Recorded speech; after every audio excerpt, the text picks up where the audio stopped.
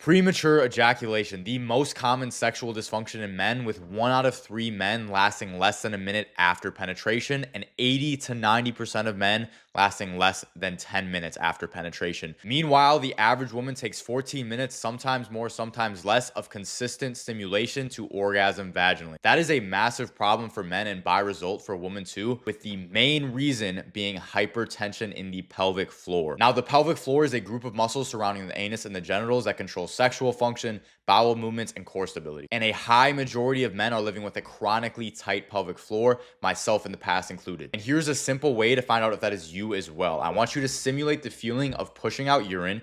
Do it with a good amount of force, and you should feel an expansion down there, a relaxation almost. This is called a reverse Kegel, a relaxing of the pelvic floor. Now I want you to do the opposite. I want you to simulate the feeling of urine with a good amount of force, and you should feel a tightening or a clenching in there. That is called a Kegel. That is a tightening of the pelvic floor. Now release the tension, relax for a couple seconds, and I want you to focus back on the pelvic floor without doing anything. And you probably notice it is somewhat clenched. It is somewhat tight. If that is you, that is a chronic hypertension in the pelvic floor, and that is the main reason for your premature ejaculation. Now, the reason so many men have tight pelvic floors is number one, because we don't give any attention to the health in this area, even though it's massively important. And number two, we have a lot of stress in our day-to-day lives. And the way our pelvic floor physically responds to stress is it tightens. Now, when you are aroused or stimulated, you go into that state even more, which gives you almost no control over your ejaculation. But if you can keep your pelvic floor generally relaxed during stimulation, you will have no problem controlling your ejaculation. Now, this takes practice, but you can rapidly improve if you do these two things. Number one, when you are stimulated, consciously avoid tensing the pelvic floor.